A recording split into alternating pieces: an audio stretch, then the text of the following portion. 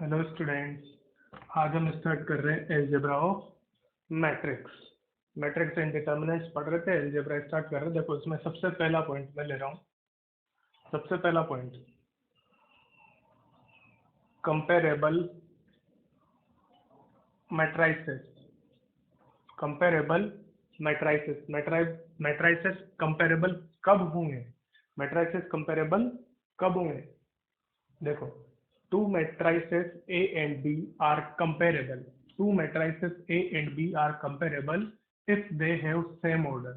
If they have same order. अगर दो matrix का ऑर्डर सेम होगा तो उन दोनों को हम बोलेंगे क्या? कंपेरेबल। ये लिखा हुआ होगा। मैं लेट से दो मैट्रिक्स मान रहा हूँ। एक मैंने मैट्रिक्स लिया A I J M cross N, और दूसरा मैंने मैट्रिक्स लिया बी आई जे, ये हो गया पी क्रॉस क्यू। ये दो मैट्रिक्स है हमारे पास। ये दोनों कंपेरेबल होंगे। ये दोनों कंपेरेबल होंगे कब? If M equal to P and N equal to Q. इनका ऑर्डर सेम होना चाहिए। इनका ऑर्डर सेम होना चाहिए। लेट्स से ये 2 क्रॉस 3 का है तो ये भी 2 क्रॉस 3 का होना चाहिए। एक एग्जांपल लिखता हूँ मैं। एक एग्जांपल, लेट्स से मैंने एक मैट्रिक्स लिया ए, जिसे मैं लिखता हूँ 1 2 3 4 5 6। एक अनदर मैट्रिक्स बी, जिसे मैं लिख देता हूँ -1 3 0 9 2 1। और एक और मैट्रिक्स लेते हैं सी हम, जिसे मैंने लिखा 2 1 1 4 3 2। ये 3 मैट्रिक्स हो गए हमारे। क्या मैं यहाँ पे देखना ए एंड बी कंपेरेबल है? इसका ऑर्डर 2 क्रॉस 3, इसका ऑर्डर 3 क्रॉस 2। ये दोनों कंपेरेबल नहीं होंगे। ये कंपेरेबल नहीं है। ए और सी कंपेरेबल है। ए एंड सी, ए और सी कंपेरेबल होंगे क्योंकि इसका ऑर्डर भी क्या आ रहा है? 2 क्रॉस 3। तो कंपेरेबल का मतलब आप लोगों को समझ में आया होगा। हम सिर्फ किसकी बात कर रहे हैं? ऑर्डर। अगर दो मैट्रिक्स का ऑर्डर सेम होगा तो वो दोनों क्या हो जाएंगे? कंपेरेबल। ऑर्डर सेम होना चाहिए। दोनों मैट्रिक्स का ऑर्डर सेम होना चाहिए तो हम बोलेंगे उन्हें क्या? कंपेरेबल। इसके बाद नेक्स्ट पॉइंट, इसी के अंदर नेक्स्ट पॉइंट में लिख रहा हूँ equality of matrices. Equality of matrices. Point number 2, equality of matrices. इसके अंदर देखिएगा, two matrix A and B are equal if first they are comparable। वो दोनों कैसे होने चाहिए? कंपेरेबल होने चाहिए। सेकेंड पॉइंट, their corresponding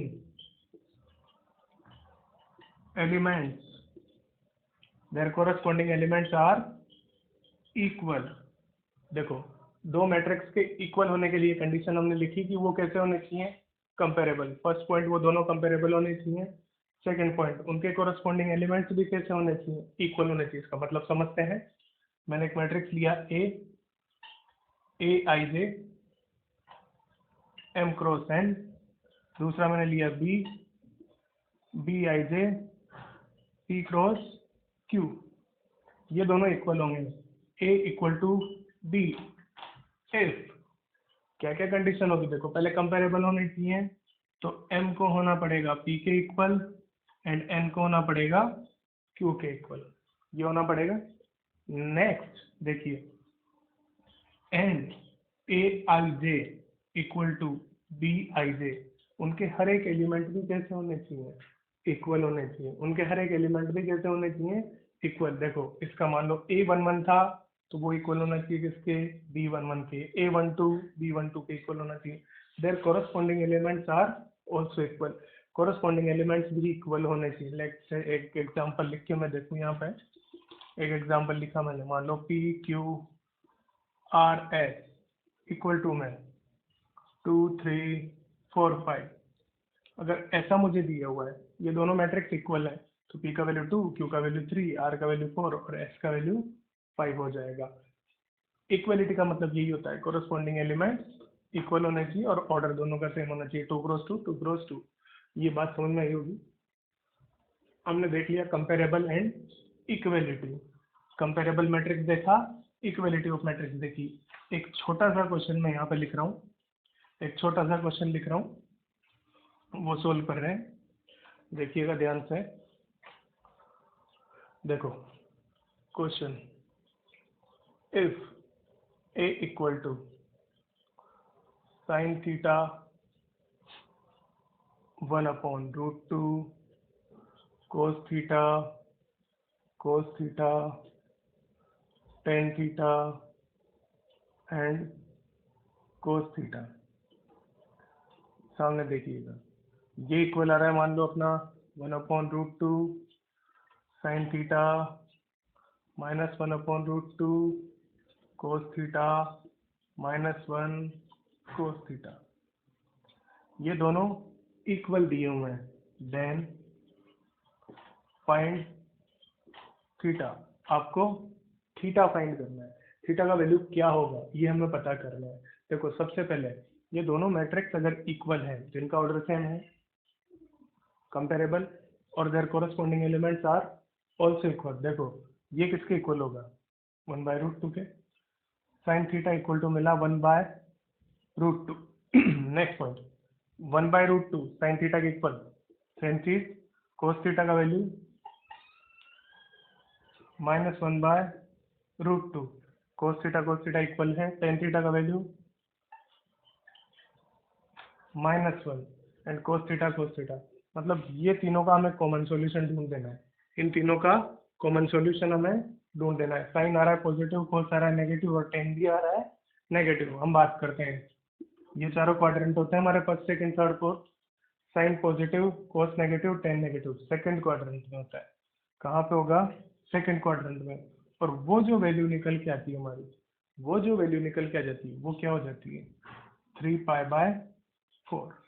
किस पे होता है ये पॉजिटिव हो ये दोनों नेगेटिव, 3π/4 पे। 3π/4 पे होंगे तो थीटा का वैल्यू हमें क्या मिला, 3π/4। जनरलाइज करना है तो प्लस 2n π लिख सकते हैं। क्लियर हो गया। चलो आगे बात करें, नेक्स्ट क्वेश्चन लिखते हैं हम। नेक्स्ट क्वेश्चन हम लिख रहे हैं, क्वेश्चन में लिख रहा हूँ, ध्यान से देखिएगा। चलिए क्वेश्चन आपको दिया गया है, x+3 2y + x z-1 4w - 8 equal to -x - 1 0 3 and 2w। then find x, y, z, w। इन सभी का वैल्यू हमें फाइंड करना है, इन सभी का वैल्यू हमें फाइंड करना है। देखो यहाँ पे दो मैट्रिक्स दिए हुए हैं, दोनों इक्वल है, दोनों इक्वल होंगे तो ये वाला एलिमेंट इसके इक्वल होगा। यहाँ से आपको दिखा x+3 इक्वल टू में -x - 1, x को इधर भेजिए, 2x 3 को उधर भेजो, -4 तो x यहाँ से क्या दिखा हम, -2 x मिला। नेक्स्ट बात करूँ, ये किसके इक्वल हो जाएगा, 2y + x इक्वल टू में 0। तो 2y किसके इक्वल दिखा, -x, x का वैल्यू -2, 2 से 2 कैंसिल हुआ, y इक्वल टू में क्या मिल गया हमें, 1, y 1 मिल चुका है, z-1 sorry z-1 equal to में 3 हो जाएगा, z यहाँ से दिखा 4। वैसे ही इधर रखेंगे, 4w - 8 इक्वल टू 2w। क्या दिख गया है हमें, 2w equal to 8, w equal to 4। चारों के वैल्यू निकाल चुके हैं। ऐसे आप मैट्रिक्स अगर दिए हुए हैं, दोनों इक्वल हैं, तो सॉल्व कर सकते हैं आराम से। कई सारी अलग अलग तरीके की इक्वेशंस ये बना के आपको क्वेश्चंस में पूछी जा सकती है। चलो अब आगे बात करते हैं एडिशन ऑफ मैट्रिक्स।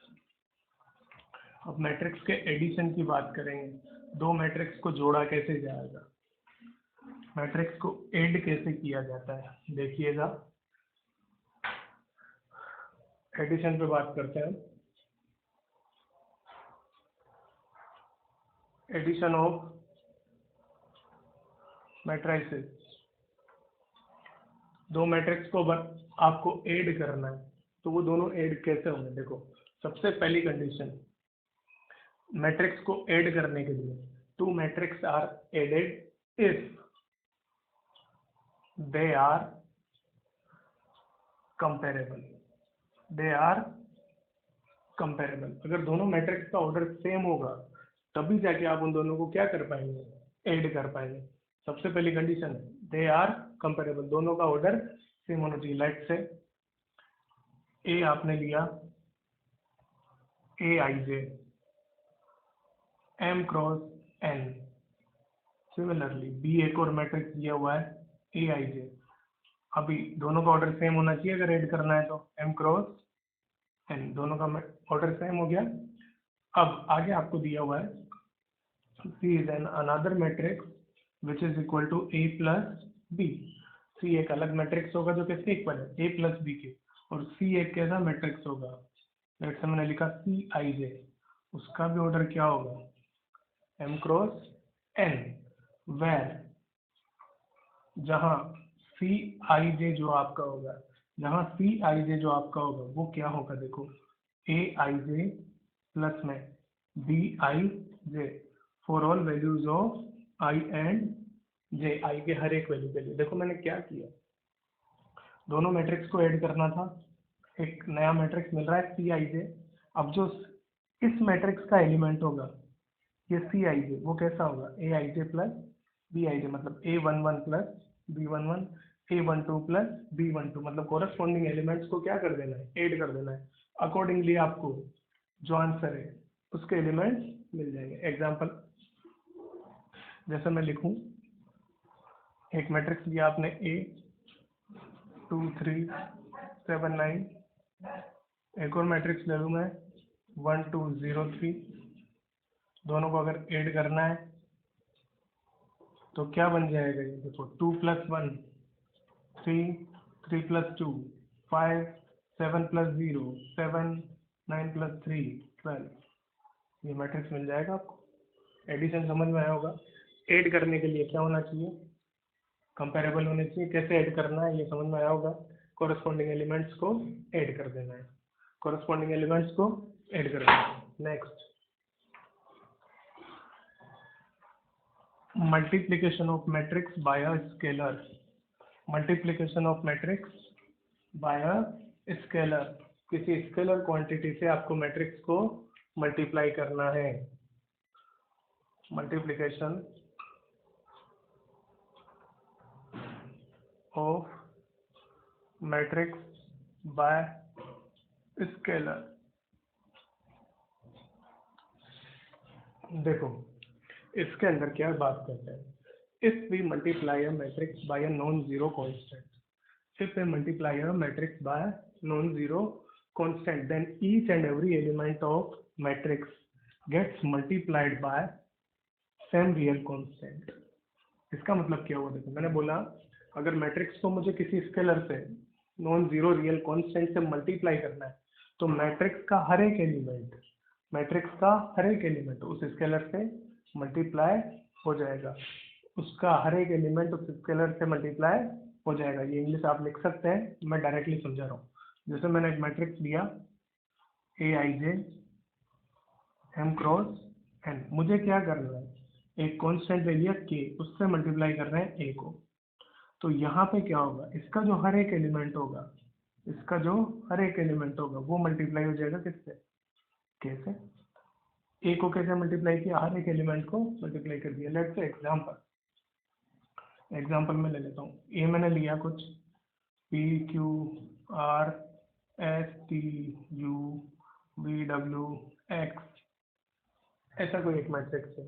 आपको ए को मल्टीप्लाई करना है लेट्स से के से, ए को मल्टीप्लाई करना है मुझे किससे, के से, तो यहाँ पे क्या होगा, के पी, के क्यू, के आर, के एस, के टी, के यू, के वी, के डब्ल्यू एंड के एक्स। हर एक एलिमेंट मैट्रिक्स का, हर एक एलिमेंट किससे मल्टीप्लाई हुआ, के से। जो कांस्टेंट था उससे हर एक एलिमेंट को आपको क्या करना होगा, मल्टीप्लाई। लेट्स से ऐसे ही मैं एक एग्जांपल और लिखूं, जैसे मैंने लिखा 2 4 6 12 14 18। एक मैट्रिक्स ऐसा दिया हुआ है, एक मैट्रिक्स ऐसा दिया हुआ है। देखो हर एक एलिमेंट 2 का मल्टीपल है, हर एक एलिमेंट 2 का मल्टीपल। आप क्या कर सकते हो, हर एक एलिमेंट से 2 कॉमन ले सकते हो, हर एक एलिमेंट से 2 कॉमन ले सकते हो। मैं ए को ऐसा भी लिख सकता हूँ, देखो यहाँ क्या हो जाएगा 1 2 3 6 7 9। ऐसा भी हम कर सकते हैं, ऐसा भी आप कर सकते हैं। एक और एग्जांपल, लेट से ये आपको दिया हुआ है 4 0 0 0 4 0 0 0 4। एक डायगोनल मैट्रिक्स हो गया, एक डायगोनल मैट्रिक्स हो गया। तो आप यहाँ पे ए को ऐसे भी लिख सकते हैं, 4 मैंने बाहर निकाला 1 0 0 0 1 0 0 0 1। तो ये किसके इक्वल बोल सकते हैं हम, 4 इंटू आई। ए किसके इक्वल हो जाएगा, 4 इंटू आई। मैट्रिक्स का मल्टीप्लिकेशन स्केलर से समझ में आना चाहिए आप लोगों को। किसी स्केलर से मल्टीप्लाई करना है तो हर एक एलिमेंट से आपको क्या करना होगा, मैट्रिक्स को मल्टीप्लाई करना होगा। अब आगे बात कर रहा हूँ मैं प्रॉपर्टीज ऑफ एडिशन। मैट्रिक्स के एडिशन की क्या प्रॉपर्टीज होती हैं, properties of matrix addition, properties of matrix addition देखिएगा।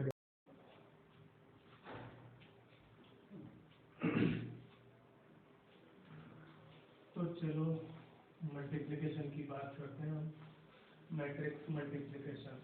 देखो ये प्रैक्टिस मांगता है, मैट्रिक्स का मल्टीप्लिकेशन प्रैक्टिस मांगता है। मिस्टेक के चांस इसमें ज़्यादा होते हैं, मैट्रिक्स मल्टीप्लिकेशन में मिस्टेक होने के चांसेस ज़्यादा होते हैं। ध्यान से देखना आप लोग, मैं जो बोलूँगा वो चीज़ आप लोग करेंगे। देखो सबसे पहले multiplication of matrix, multiplication of matrix जैसे ना। चलिए देखो मैं बात कर लेता हूँ दो मैट्रिक्स लेके। लेट एक मैट्रिक्स लिया आपने A, A I J M by N, and एक और मैट्रिक्स लिया मैंने B I J P by Q. दो मैट्रिक्स रहेंगे, इन दोनों को मल्टीप्लाई करना है, इन दोनों को मल्टीप्लाई करना है। मान लो मैंने लिख दिया a into B equal to में सी। मैं a को b से मल्टीप्लाई कर रहा हूँ, हमें आंसर में क्या मिल रहा है, एक अनदर मैट्रिक्स सी, एक अनदर मैट्रिक्स सी। देखो अब यहाँ पर इसे बोला जाता है pre multiplier, pre multiplier. B को बोला जाता है post multiplier, post multiplier. A को बोला जाएगा प्री मल्टीप्लायर और बी को post multiplier.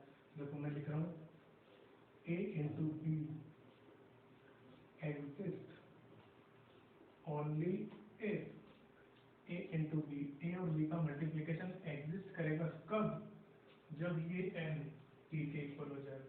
n equal to, ध्यान देने की बात है और कीजिएगा, n किसके इक्वल हो जाए, p के इक्वल। मतलब मैं क्या बोल सकता हूँ, column number of columns, column of pre multiplier, column of pre-multiplier is equal to rows in post multiplier। क्या हो गया, देखो प्री मल्टीप्लायर में जितने नंबर ऑफ कॉलम्स होंगे उतने ही नंबर ऑफ रोज किसमें होने चाहिए, पोस्ट मल्टीप्लायर में।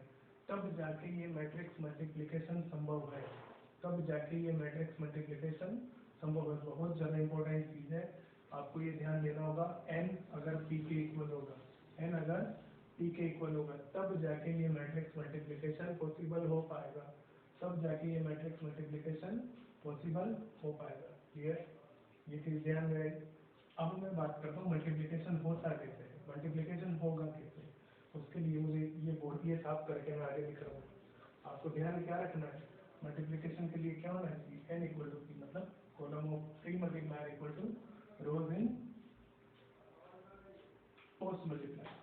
चलो अब मल्टीप्लिकेशन करके दिखा रहा हूँ मैं आप लोगों को मल्टीप्लिकेशन कैसे होता है। देखो ये बात कर ली हमने, ए और बी आपको दिए हुए हैं, मैंने लेट से मान लिया यहाँ पे n किसके इक्वल है, p के इक्वल, n किसके इक्वल है, p के इक्वल। अब ध्यान से देखिएगा, अब ध्यान से देखिएगा, c मुझे मिल रहा था क्या, a इंटू बी, इससे मैं लेट से लिख देता हूँ सी आई जे, एक मैट्रिक्स मिला सी आई जे। अब मैं बात करता हूँ इसका ऑर्डर क्या होगा, इसका ऑर्डर क्या होगा। मैंने देखो इन दोनों को मल्टीप्लाई किया, ये दोनों इक्वल हो गए, तो ये दोनों तो हो जाते हैं यहाँ पे कैंसिल, और बाकी क्या बचा, m और q। तो आंसर का जो ऑर्डर आता है वो क्या आता है, m बाय q। ध्यान रखना है, a और b को मल्टीप्लाई करना है तो आपका n किसके इक्वल होना चाहिए, p के इक्वल, और जो आंसर आएगा इन दोनों का प्रोडक्ट आएगा c, उसका ऑर्डर क्या होगा, m cross q, m cross q। Clear. Let से एग्जांपल में लिख दूं, मैंने एक मैट्रिक्स दिया a, जैसे मैं लिख दूं 2 3 4 5, 2 क्रॉस 2, एक और b ले लूं मैं 1 2 3 4 5 6, ऐसे कुछ 2 क्रॉस 3, 2 क्रॉस 3। देखो ये गया, c जो आएगा उसका ऑर्डर क्या होगा, मतलब a इंटू बी, एक अनदर मैट्रिक्स आया होगा, उसका ऑर्डर क्या आ जाने वाला है यहाँ पे 2 क्रॉस 3, उसका ऑर्डर क्या आ जाने वाला है 2 क्रॉस 3। यहाँ तक क्लियर है बात, ये बात समझ में आएगी। अब मैं दिखा रहा हूँ आपको मल्टीप्लिकेशन होता है कैसे। अभी तो मुझे क्या पता लगा मल्टीप्लिकेशन होगा कब, और जो आंसर आएगा उसका ऑर्डर क्या आएगा। अब हम देखते हैं मल्टीप्लिकेशन होगा कैसे, मेरे को इन दोनों को मल्टीप्लाई करना है तो वो होगा कैसे, वो करेंगे कैसे अपन। देखो मैं यहाँ पे दो मैट्रिक्स बना के आपको दिखा रहा हूँ, ये ध्यान से देखना है, ये ध्यान से देखना है, इसमें मिस्टेक होने के चांसेस बहुत ज्यादा होते हैं, ध्यान से देखना बिल्कुल। देखो हम जो मल्टीप्लिकेशन करते हैं वो मल्टीप्लिकेशन होता है रो इंटू कॉलम, रो इंटू कॉलम में मल्टीप्लिकेशन। मैं एग्जांपल लेके कर रहा हूँ, ए मैंने मान लो लिया a11 a12 a21 a22, इस मैट्रिक्स को 2 क्रॉस 2 का ले लें। एक दूसरा मैट्रिक्स लूंगा मैं b, जिसे मैं ले लेता हूँ लेट से 2 चाहिए, 2 क्रॉस 3 का ले लेता हूँ, b11 b12 b13 b21 b22 b23, हो गया, ये हो गया 2 क्रॉस 3। देखो गया, जो आंसर आएगा वो कैसा आएगा, 2 क्रॉस 3 का मैट्रिक्स, जो आंसर होगा हमारा वो कैसा होगा, 2 क्रॉस 3 का मैट्रिक्स। अब 2 क्रॉस 3 का मैट्रिक्स होगा, मैं पहले से बना दूं उसे, एक सी आया होगा जो 2 क्रॉस 3 का होगा, c11 c12 c13 c21 c22 and c23, 2 cross 3। ऐसा कुछ आंसर में दिखा होगा जो क्या होगा a इंटू बी के इक्वल, जो क्या होगा a इंटू बी के इक्वल। अब देखना ये जो एलिमेंट आपको मिलेगा ना, ये जो एलिमेंट आपको मिलेगा, कौन सा एलिमेंट, c11 c11। देखो मल्टीप्लिकेशन मैंने क्या बोला, रो इंटू कॉलम। देखो first row first column, first row first column, जब ये फर्स्ट रो इस फर्स्ट कॉलम से मल्टीप्लाई होगी, प्री मल्टीप्लायर का रो पोस्ट मल्टीप्लायर का कॉलम, ये रो इस कॉलम से मल्टीप्लाई होगी, तब जाके आपको क्या मिलेगा, c11 first row first column. Clear. देखो ध्यान से देखना, मैं क्या लिख रहा हूँ, a11 ये मल्टीप्लाई हो किससे, b11 से, b11 plus a12 plus b21 b21। बात समझ में आई होगी क्या। देखो मैंने ये दोनों पकड़े और ये दोनों, इन दोनों को लेट से आप ऐसे मान सकते हो, b11 b21, इनको उठा के ऊपर रख दिया मैंने, फर्स्ट कॉलम उठाया और यहाँ रख दिया रो के ऊपर, कॉलम को रो के ऊपर, c11 मिल गया, c11 मिला। मैं बात करूँ C21, C21 देखो क्या लिखा हुआ है, second row first column, second row first column, मतलब ये सेकेंड रो फर्स्ट कॉलम से मल्टीप्लाई हुई होगी, ये सेकेंड रो किससे मल्टीप्लाई हुई होगी, फर्स्ट कॉलम से, ये फर्स्ट कॉलम है, सेकेंड रो को आप मल्टीप्लाई करो किससे, फर्स्ट कॉलम से, क्या लिख सकता हूँ, C21, C21, C21 क्या लिखूंगा मैं, बोलिए, A21 B11 plus A22 B21, बात समझ में आई होगी, बात क्लियर है। अगर अब ध्यान से देखो, मान लो मुझे लिखना है C13, मान लो मुझे लिखना है C13 1 first row third column, first row third column, first row पहले वाले की लेते हैं और कॉलम बाद वाले का, थर्ड कॉलम, ये थर्ड कॉलम हो गया, ये दोनों एलिमेंट उठ के यहाँ बैठेंगे, ये मल्टीप्लाई होगा इससे और ये मल्टीप्लाई होगा इससे, क्या मिलेगा, A11 B13 plus A12 B23, clear है, बात समझ में आ रही है, मेरे हिसाब से समझ में आना चाहिए, आ रहा है समझ में, ध्यान से प्रैक्टिस करनी पड़ेगी, प्रैक्टिस करनी पड़ेगी तब जाके परफेक्शन आएगा इसमें। देखो अब ऐसे ही आप सारे लिख सकते हो, सिमिलरली आप सारे लिख सकते हो। अब गौर करने की बात मैं क्या बोल रहा हूँ यहाँ पे, इसमें अगर आप देखो तो ये दोनों क्वांटिटीज देखो 1 1 2 2 1 1 2 2 1 1 2 2, सेम आ रहा है, ये क्या चल रहा है, सेम चल रहा है, यहाँ पे देखिए 1 1 1 2 2 आ रहा है ना, 1 1, सही है, दिख रहा है ना, मतलब ये रो और कॉलम का नंबर चेंज हो रहा है, रो और कॉलम का, देखो row column row column row column row column row column, यहाँ बात हो रही 1 3 1 3 1 3, क्लियर है। तो लेट से अगर मुझे जनरलाइज करके Cij, अगर मुझे लिखना है Cij, तो मैं इसे क्या ऐसा लिख सकता हूँ, AIR multiply BRJ plus AI, sorry 1 2, या 1 या 1 या 2 और B2J लिख सकते हैं ऐसे, देखो 1 1 2 2, यही चल रहा है, सही है, ऐसे ही चलेगा ना जनरलाइज करके। तो आगे मुझे जो भी अगर एलिमेंट ढूंढना है, मान लो मुझे 2 3 ढूंढना है, मान लो मुझे अभी C2 3 ढूंढना है, तो 2 3 में क्या लिखोगे, 2 1 1 3 2 2 2 3 हो जाएगा।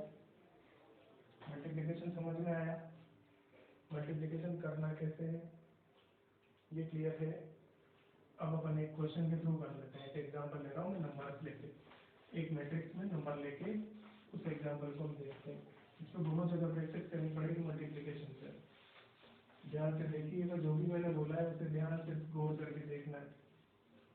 मैं दो मैट्रिक्स ले लेता हूँ एग्जांपल के लिए, A 2 3 4 6, एक और B ले रहा हूँ, इसका 2 क्रॉस 2 लिया मैंने, या 2 क्रॉस 3 ले लेते हैं, थोड़ा सा बड़ा करते हैं इसे,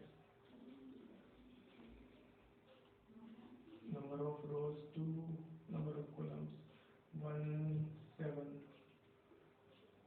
2 क्रॉस 3 इधर लेना पड़ेगा, 3 क्रॉस 2 का कुछ ले लेते हैं अपन, 3 2 1 1 5 6, ये कितना हो गया, 3 क्रॉस 2। अगर आपको करना है A इंटू B, वो आ रहा है C, वो क्या मिल रहा है C देखो ये 3 से 3 कैंसिल, इसका ऑर्डर क्या होगा फाइनली, 2 क्रॉस 2, जो C आएगा वो 2 क्रॉस 2 का आएगा, ऐसा मैं बना सकता हूँ, C22 बना सकते हैं आप ऐसे। अब ध्यान से देखना, C11 first row first column, first row first column, first row first column, इनको पकड़ो, first row first column, 3 2 6 plus 3 9 plus 5 14। तो फर्स्ट एलिमेंट आया इसका, वो आया 14। सेकंड की मैं बात करूँ, देखो C12 first row second column, first row second column, first row second column, 4 plus 3 7 plus 6 13। Clear है? ध्यान से देखना, C21 second first second first 2 1, क्या होगा 12 प्लस 6 18 प्लस 35, 18 प्लस 35 कितना हो जाता है? 18 प्लस 35 53 या 43 53 C22 second row second column, 4 into 2 8 plus 6 14 plus 42 14 plus 42 56 56। ये आपका आंसर होगा। मल्टीप्लिकेशन पर प्रैक्टिस करनी है आपको, मैट्रिक्स लिख के आप प्रैक्टिस कर सकते हैं, या मैं क्वेश्चन लूंगा आपको, उन पर प्रैक्टिस हो जाएगी। तो मल्टीप्लिकेशन इम्पोर्टेंट भी है और प्रैक्टिस मांगता है, मिस्टेक होने के चांसेस थोड़े से ज़्यादा होते हैं। अब हम देखते हैं properties of matrix multiplication. Properties of matrix multiplication.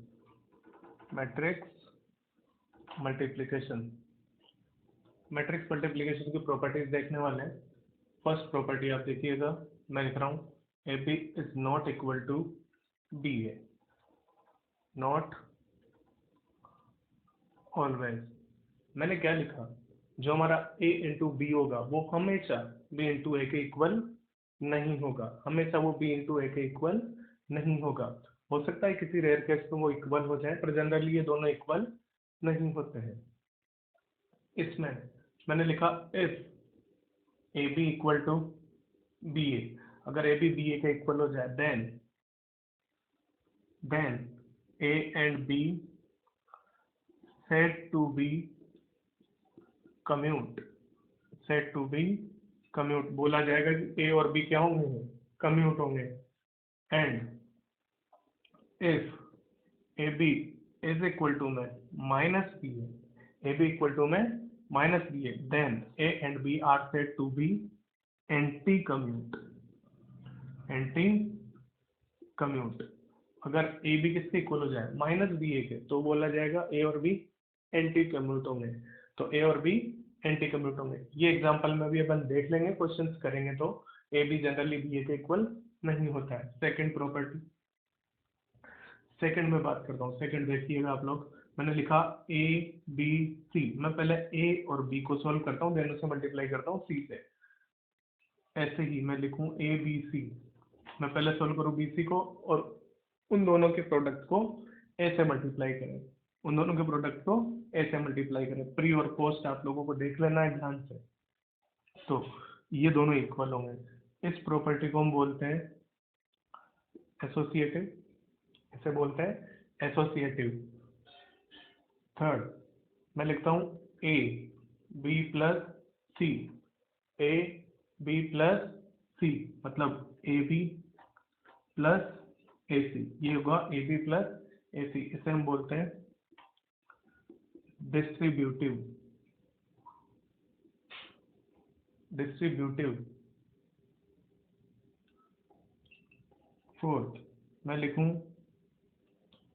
A into I equal to में ए, और इसे ही बोला जाता है आई इंटू ए।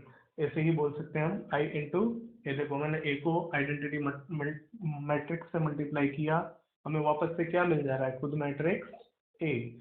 तो आई को हम बोल देते हैं इसका multiplicative identity, multiplicative identity. Next आगे बात करूं मैं फिफ्थ प्रॉपर्टी। फिफ्थ प्रॉपर्टी की हम बात करते हैं। फिफ्थ में देखो मैं लिख रहा हूं ए इंटू जीरो मैट्रिक्स, ए इंटू जीरो मैट्रिक्स, ये आंसर में क्या देगा हमें? जीरो मैट्रिक्स ही देगा। ए को मैंने मल्टीप्लाई किया किससे? जीरो मैट्रिक्स से, आंसर आएगा जीरो मैट्रिक्स। सिक्स्थ मैंने लेट से लिखा A into B equal to में I, A into B equal to में I, then B is multiplicative inverse of A and A is also multiplicative inverse of B। तो मैं generally यहाँ पे लिख सकता हूँ B क्या हो जाएगा? A का इनवर्स। इनवर्स हम बाद में पढ़ेंगे, इनवर्स हम बाद में पढ़ेंगे, समझ में आया होगा। सेवंथ में बात कर रहा हूँ, देखो मैंने लिखा लेट से एक मैट्रिक्स है A, जो मैं ले रहा हूँ डायगोनल मैट्रिक्स, जो हम ले रहे हैं डायगोनल मैट्रिक्स A11 A22 ऐसे ही चला होगा। एक और मैट्रिक्स लिया मैंने B, वो भी डायगोनल मैट्रिक्स है B11 B22 हो गए दोनों।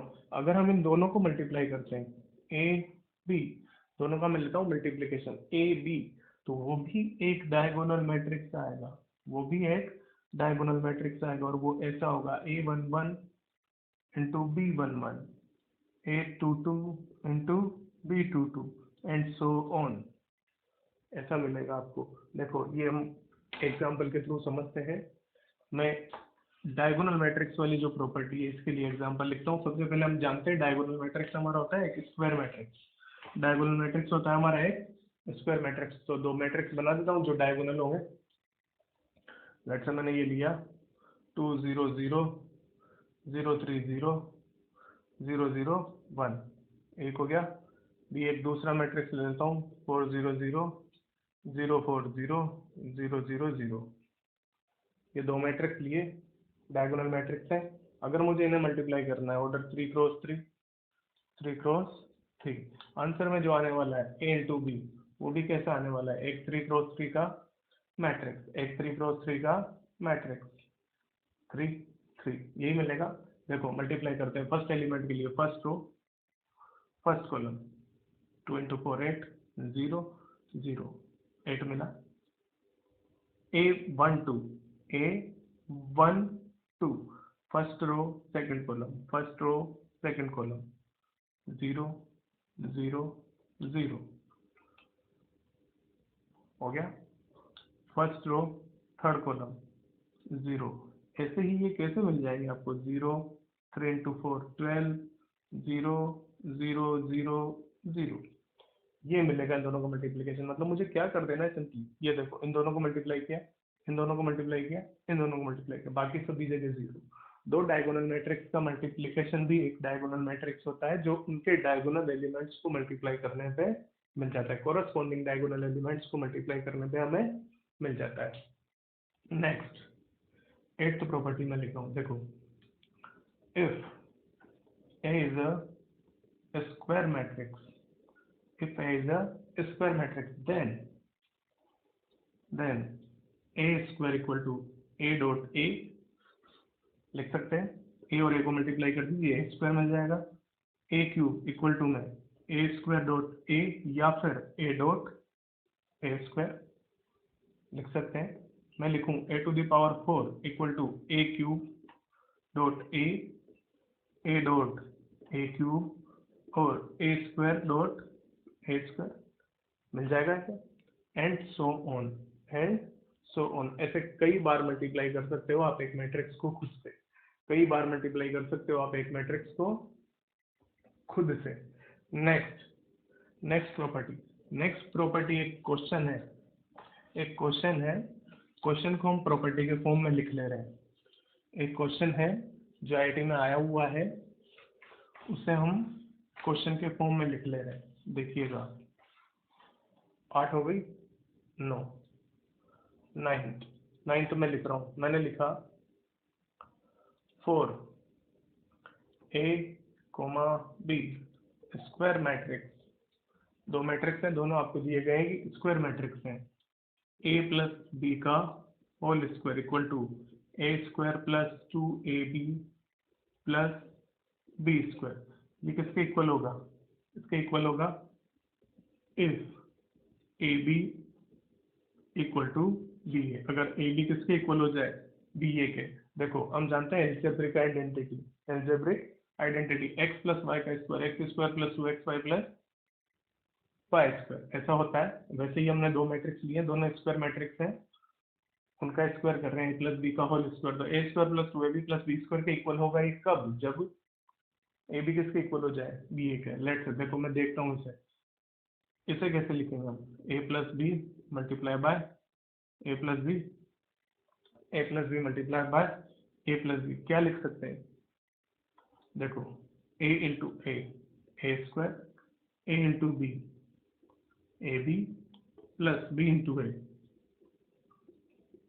Plus B square.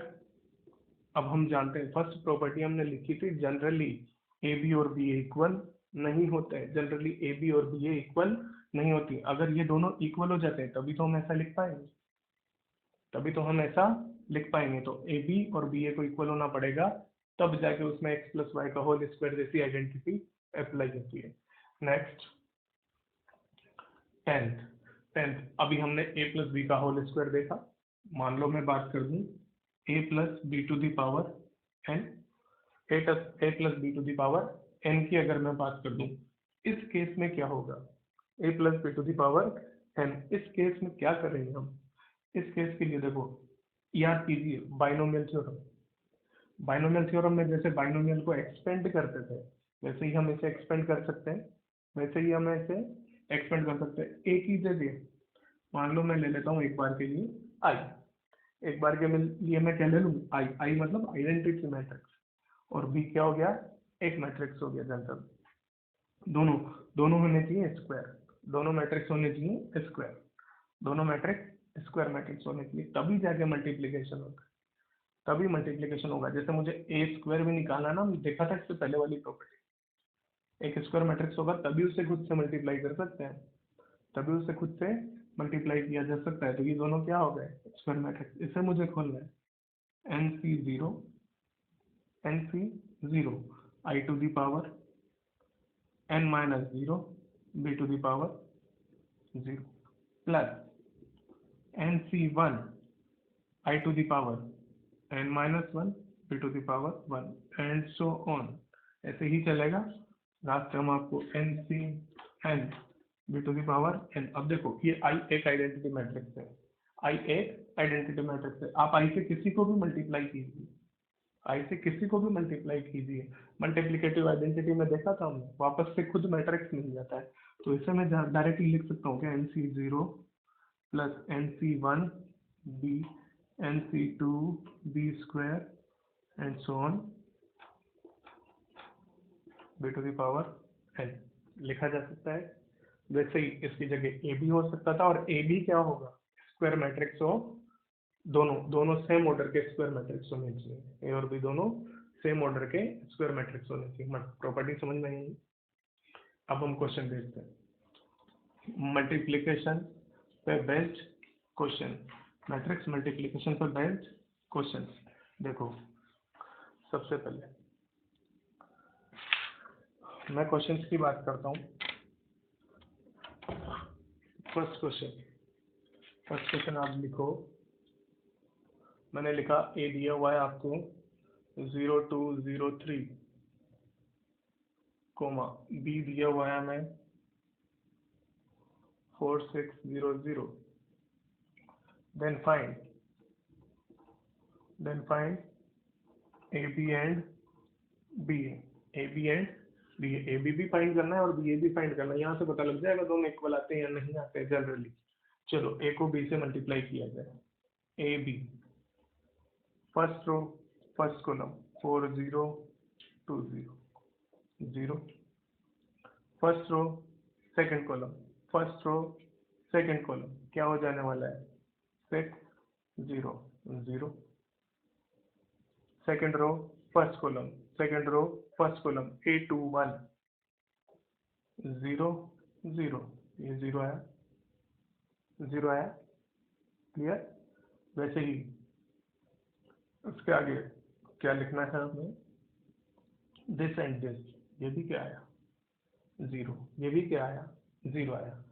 इसके बाद में बात करूं बी ए, बी ए आपको क्या करना है, बी को पहले लेना है और ए को बाद में लेना है। ए को इसके पीछे लिख दीजिए, यहाँ से आपको रो लेनी होगी और यहाँ से कॉलम। देखो रो लिया, कॉलम लिया, फर्स्ट एलिमेंट 0 आने वाला है, first row second column, first row second column, 8 plus 18, 8 plus 18 26।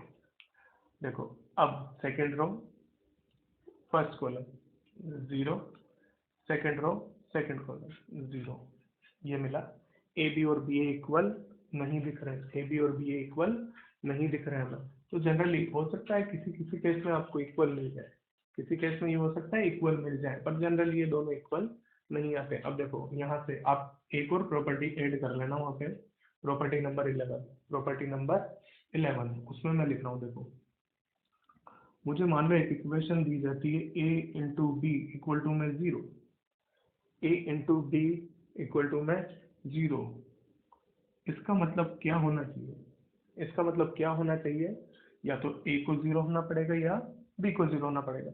जैसे हम लोगों ने पढ़ा है x dot Y equal to मैं 0 लिखूं, तो यहाँ से इसका मतलब होता है x इक्वल टू 0 और y इक्वल टू 0। या तो x 0 होगा या y 0 होगा, या तो x 0 होगा या y 0 होगा। सिमिलरली यहाँ भी क्या होना चाहिए, या तो a 0 होना चाहिए या b 0 होना चाहिए।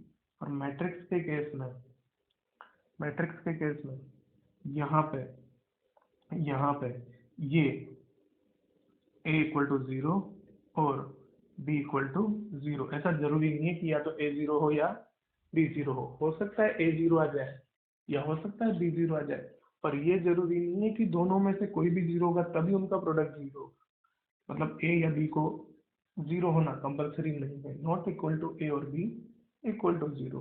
a 0 नहीं हो, b 0 नहीं हो, तब भी इन दोनों का प्रोडक्ट कैसे हो सकता है, 0 हो सकता है। जैसे एग्जांपल देख सकते हैं आप, a इंटू बी 0 आ रहा है, ना तो ये 0 है और ना ही ये 0 है, ना तो ये 0 है और ना ही ये 0 है, फिर भी इनका प्रोडक्ट 0 होता है, फिर भी इनका प्रोडक्ट 0 आ रहा है। तो मैट्रिक्स के केस में ध्यान रखने वाली बात है, a into B equal to 0 दिया हुआ है तो उसका मतलब करता है ये नहीं है कि a 0 होगा या फिर b 0 होगा।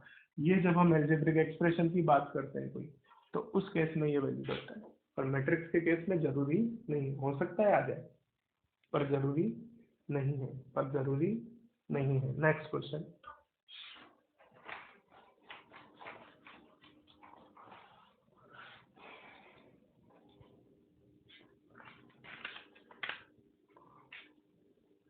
आपको दिया गया है एक मैट्रिक्स जो थीटा के टर्म्स में दिया गया है, cos theta minus sin theta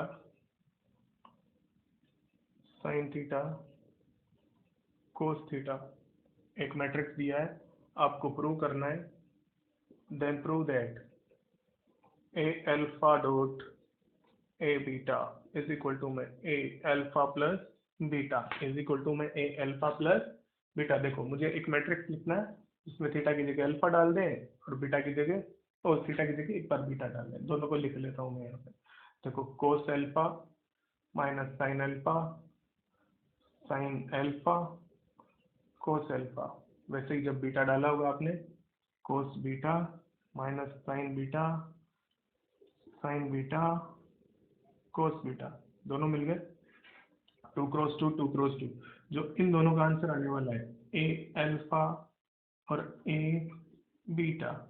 ये जो मैट्रिक्स आने वाला है आपका, ये 2 क्रॉस 2 का एक मैट्रिक्स आने वाला है, 2 क्रॉस 2 का एक मैट्रिक्स आने वाला है। चलिए first row first column, cos alpha into cos beta minus sin alpha into sin beta, cos alpha cos beta, cos alpha cos beta minus sin alpha sin beta.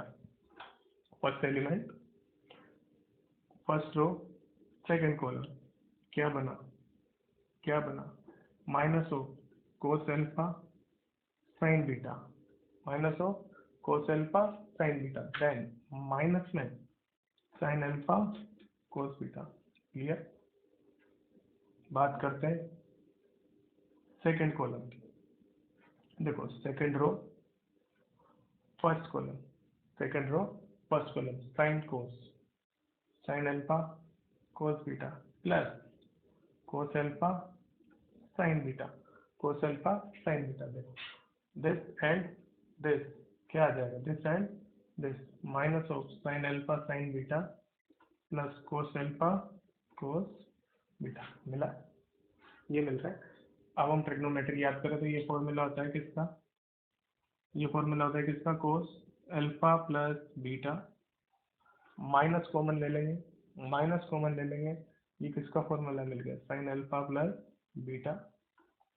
ये देखेंगे हम, ये क्या मिलेगा हमें, साइन अल्फा प्लस बीटा, और इसकी बात आप कीजिएगा, इसकी आप बात कीजिएगा तो ये मिल जाएगा आपको cos alpha plus beta, cos alpha plus beta. आप बात कीजिए, आप देखो थीटा की जगह alpha plus beta, alpha plus beta, alpha plus beta, alpha plus beta हो गया, एंड प्रूव।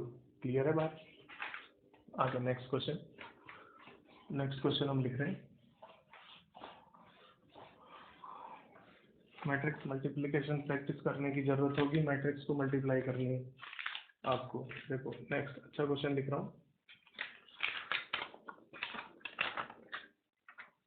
क्वेश्चन हमें दिया गया है 4a square 4a 1, 4b square 4b 1, 4c square 4c 1, इन्हें मल्टीप्लाई कर दिया लेट से f of 1, f of minus 1 और f ऑफ 2 से, सॉरी,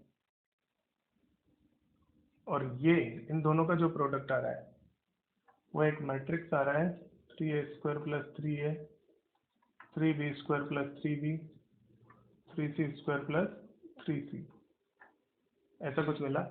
ये मैट्रिक्स था 3 क्रॉस 3, ये था 3 क्रॉस 1, फाइनली प्रोडक्ट जो मिल रहा है वो 3 क्रॉस 1 मिल रहा है, फाइनली प्रोडक्ट 3 क्रॉस मिल रहा है। आपसे पूछा गया है वेयर fx जो है वो है हमारा is a quadratic expression, is a quadratic expression and a b c are distinct real numbers, distinct real numbers, then a b c आपको फाइंड करना है, तब आपको a b c का वैल्यू फाइंड करना है। देखो मल्टीप्लाई मैं जब करने जाऊंगा, जब मैं मल्टीप्लाई करूंगा first row and first column multiply होगा, फर्स्ट एलिमेंट मिलेगा, फर्स्ट एलिमेंट आपको मिलेगा। मैं लिख देता हूँ 4a स्क्वायर, इसके साथ क्या आ जाने वाला है f ऑफ माइनस 1 प्लस में 4a के साथ क्या आ जाने वाला है f of 1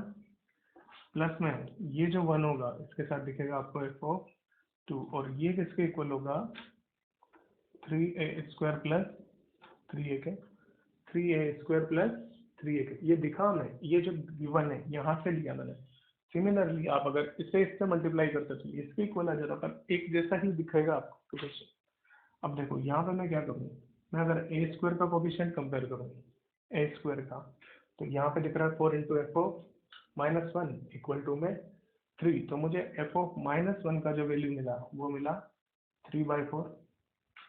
similarly F of 1 का वैल्यू आप देखेंगे वो भी आपको क्या मिल जाएगा 3/4, और F of 2 constant 0, F of 2 मुझे मिला 0 के इक्वल। यहाँ तक काम हुआ। अब आगे क्वेश्चन पढ़ते हैं। आपको एफ एक्स क्या दिया हुआ है, क्वाड्रेटिक एक्सप्रेशन दिया हुआ है। एफ एक्स क्या है, एक क्वाड्रेटिक एक्सप्रेशन है। तो क्वाड्रेटिक एक्सप्रेशन को मैं कैसे लिख सकता हूँ, क्वाड्रेटिक एक्सप्रेशन को लेट से मैं लिख दूँ a x square plus b x plus c, ये एफ ऑफ एक्स हो गया। क्लियर। अभी मुझे दिया हुआ है एफ ऑफ माइनस 1 का वैल्यू, तो मैं एफ ऑफ माइनस 1 यहाँ से निकाल दो तो ये मुझे दिखेगा a माइनस बी प्लस सी, जो कि 3/4 के इक्वल है। मैं बात करूँ एफ ऑफ 1 की, जो दिखेगा आपको a प्लस बी प्लस सी, वो भी 3/4 के इक्वल है। और मैं एफ ऑफ 2 की बात करूँ, वो दिखेगा 4a प्लस 2b प्लस सी, जो 0 के इक्वल है। देखो 1 2 3, 3 equation on 3 variable A B C, आप इक्वेशन सोल्व करके एबीसी का वैल्यू निकाल सकते हैं, और वही हमसे क्वेश्चन में पूछा गया है, वही हमसे क्वेश्चन में पूछा गया है। Question solve. नेक्स्ट क्वेश्चन, आगे नेक्स्ट क्वेश्चन बात करते हैं हम। चलिए फटाफट से नेक्स्ट क्वेश्चन में आपको दिया होगा क्वेश्चन, इफ एक मैट्रिक्स दिया है ए आई जे जिसका ऑर्डर आपको दिया है 3x3, एक मैट्रिक्स बी है जिसका ऑर्डर है हमारे पास 3x2, एक अनदर मैट्रिक्स सी जिसका ऑर्डर है 1x3, आपसे पूछा गया है then which of following is defined, तो जो कुछ दिए हुआ है ऑप्शन में से कौन सा डिफाइंड होगा, A B C, A C B,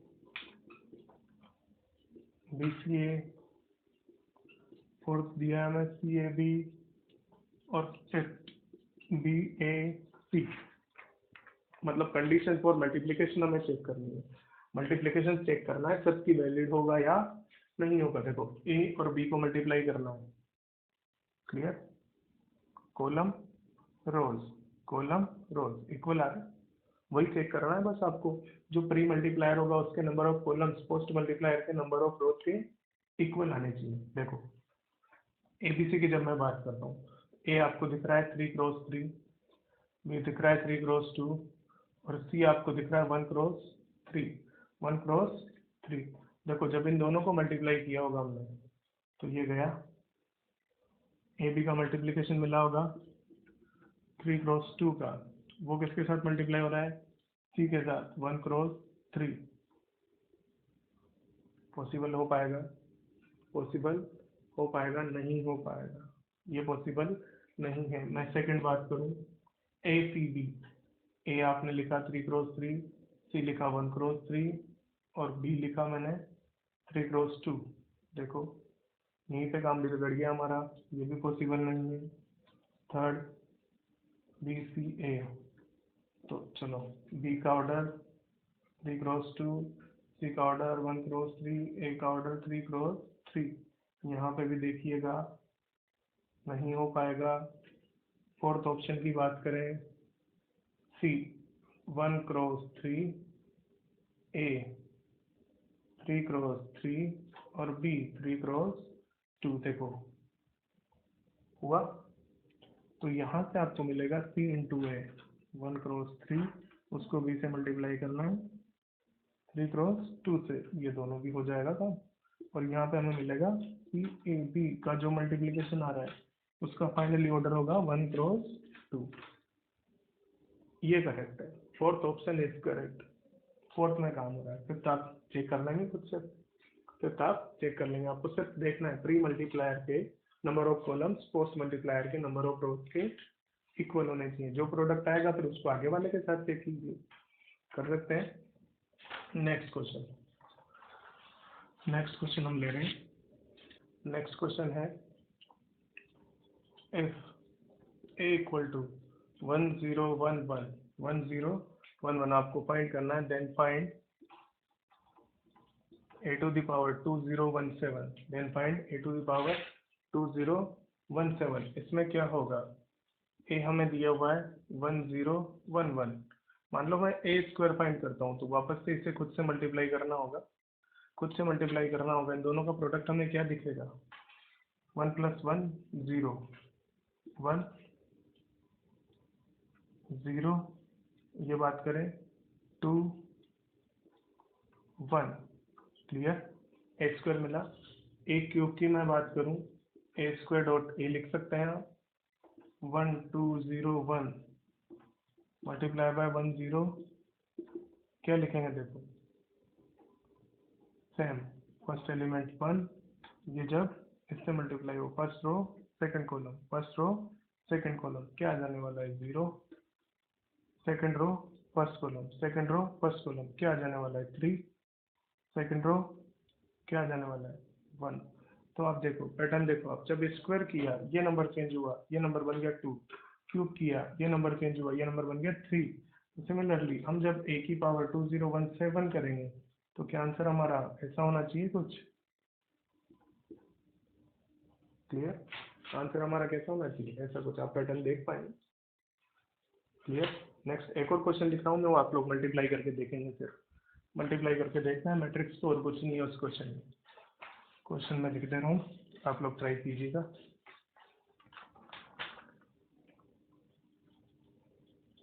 if 1x minus 1 multiplied by 1 2 3 4 5 6 3 2 5